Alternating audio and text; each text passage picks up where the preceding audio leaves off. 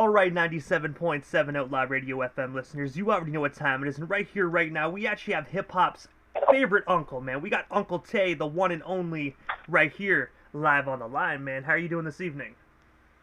I'm good. You say I'm the favorite uncle?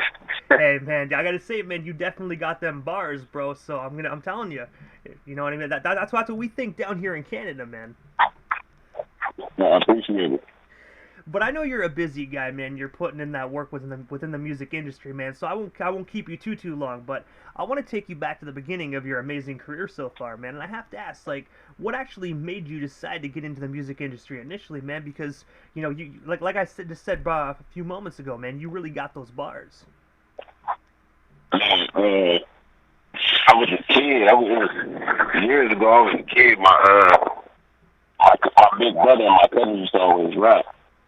My cousin was devoted to the streets, and he was in a group called Young Murder Squad back in the day. They actually made it on BET. They had made it a music video. I made it on like BET and stuff like that. So that was always inspiration just growing up watching them. And when I got a little older, I wanted to go off to it. And I gotta say as well, because obviously, as you already know, that's how we got connected, was through Devoted. But I have to ask you, man, what is one of the, because obviously, like you just said, you grew up, they inspired you, to actually do your thing. What is one thing you actually learned from your big cousin, man, that you still carry on into your music today? You can't let these streets define you. It's gonna always be in the music. Has to be comfortable. We ain't gonna let it define us. We didn't grow and we didn't elevate it, and we trying to surpass that and give out our story. It's gonna be raw because that's where we come from. But we're trying to give it out in the most positive message that we can. And also as well, man, last year in 2020, you actually released the phenomenal EP titled Tonopoly, Volume 1, man. I was wondering, what's the story behind that phenomenal EP? And of course, is there any plans for a follow-up Volume 2? I don't think we're gonna follow it up with a Volume 2. But I'm from a small city, probably like about 35, 40 minutes from like Los Angeles County. It's called Rialto. So that's where that Tonopoly came from, with the Monopoly. I can play on words with Monopoly, but we call it the toe out here. So that's where Tonopoly came from. And I don't know if I'm gonna do a Volume 2, but yeah, that's definitely where that name came from. And I gotta say as well, man, I really love the album cover as well, man. I think it's catchy, man. It actually has your own version of Monopoly, man. I really enjoy that. Appreciate it.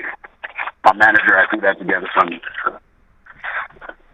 And also as well, man, this year you were actually featured on V Cash's single "Dirty Paper." I was wondering, how did yourself and Cash get connected, man? And of course, what was it like actually working on that particular project with him?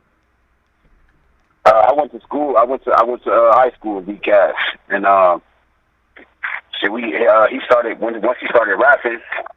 We had always been talking about doing a track together. So just in that moment, that finally I came out to play. He had picked the beat, and the song "Dirty Paper" is actually Dirty Paper is a clothing line, one of my boys' clothing lines. So we was making the song almost like an anthem for his clothing line, and then we was getting our collaboration out the way at the same time. And I gotta say right there, man, that's actually smart business, you know what I mean? Not only, just like you said, not only are you promoting your guys' business, but you're also pushing your music at the same time, man. Definitely, that right there is definitely business-oriented. Yeah, man, that's how we want to go. That's how we rapping. And also, man, since we're actually on the topic of clothing line, man, you actually have your own clothing line as well, and it's actually called Toe Story, man. I was wondering, what actually made you decide to start up your own line? And of course, where can our listeners actually snag themselves some Toe Story merchandise today? So the Toe Story, I wouldn't say that's my line. I'm a part of a brand called Sycamore Sluggers, and we got a clothing line. We actually got a small clothing store in Rialto as well. My manager, G6, and a few other people, but yeah, well, I wouldn't. So as far as the Toe Story, that's just another. I would say different clothing that's a part of the brand. That's not the brand name itself. And how to get in contact with us. Basically, it's Instagram right now. We're building our own site. We're building an online website, but for merchandise, it's just basically through Instagram right now. Or unless you local, and you can pull up on us at the store. And I gotta say as well, me personally, I haven't snagged any merchandise yet, but you can just tell by the looks of it, man, that it's some high quality merch. And while we're actually live, man, because we got listeners like all over the world, so say if individuals happen to visit California or individuals that are in California right now that are listening, what is the actual location, address of your guys' store? That way they can slide on through and snag themselves some merchandise today. I'll get that for you right now. It's in Rialto, California. It's pull up that address for you. It's on 126 East Valley Boulevard in Rialto, California. It's right across the street from the Mary Stewart's Soul Food Restaurant. A lot of people know where that's at. And also as well, man, on June 26th of this year, you actually released one of your most recent singles, actually titled Good Cheeks. I was wondering, man, what is the creative process behind that phenomenal track? And of course, where can our listeners purchase it or stream it today? Man, it's on all major platforms. You can get it anywhere, everywhere. Good Cheeks. I come up.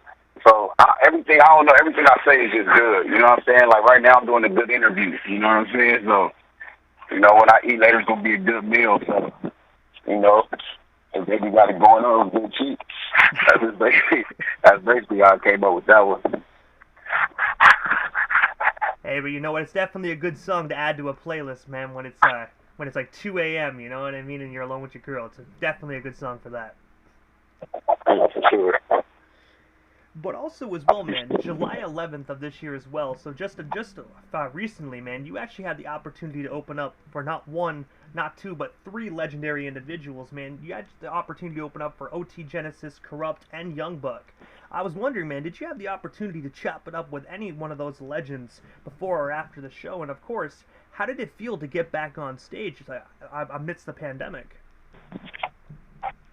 It felt good. It felt good. I had did my first shows with Devoted, and then once pandemic hit, I slowed down. I actually did my first show, believe it or not, when I had opened up for Rimble. He was there doing his thing, so that was dope. And then as far as the last show I did, I was only really able to have a small little conversation with Buck, but nobody else really.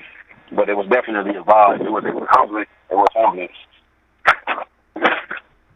And I gotta say as well, man, not a lot of individuals really have opportunities to open up for that many legends in one night, man. So it must have been a surreal moment just to actually be up there knowing who's actually backstage listening to your performance, man. No, for sure. Yeah, I've been off the stage, you know, a lot of people, usually two different people approach me. But, you know, how they talk about it and stuff like that. So that's always a good feeling, too.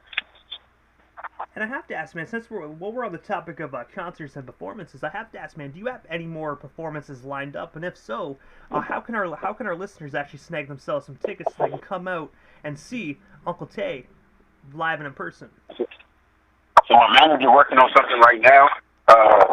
COVID has showed us down again a lot out here, and so we're trying to work on something right now. We have something at a club in Riverside, California, but that had got pushed back.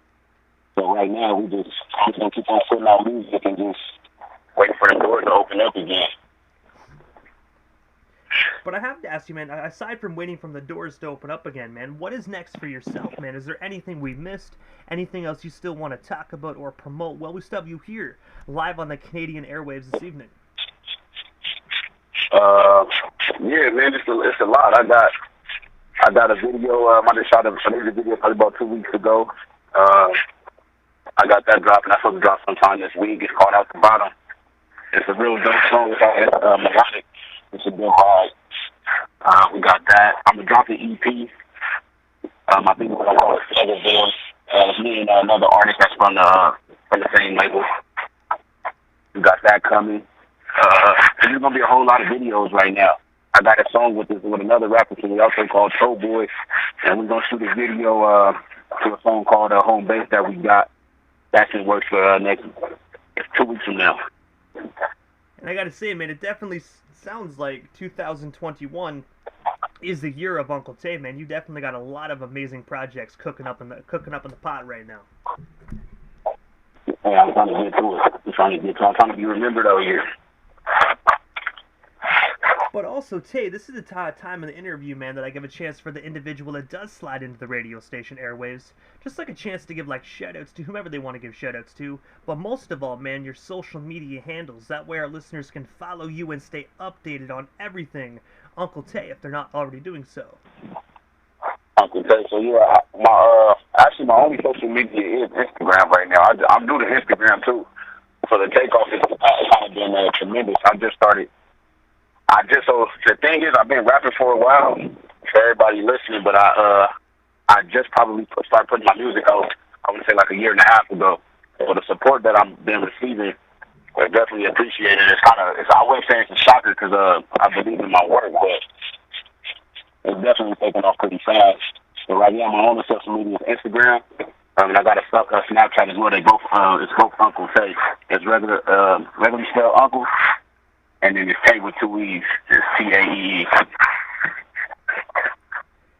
And I gotta say, first and foremost, man, it definitely was an honor just to welcome, the one and only Uncle Taee on the radio station airwaves this evening, man.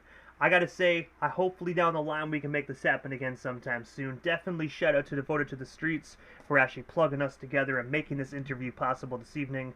But I gotta say, man, thank you so much again, and definitely looking forward to hearing your new projects when they do drop to the general public. Hey, man, I want to say thank you. I want to say thank you to my cousin for setting it up. I want to give a shout out to DJ Morton one more time, man, and shout out to my manager, G6. And we're going up from here, man. I appreciate you. Hey, man, you are most certainly welcome. Thank you as well, man, and definitely have yourself a wonderful night, man.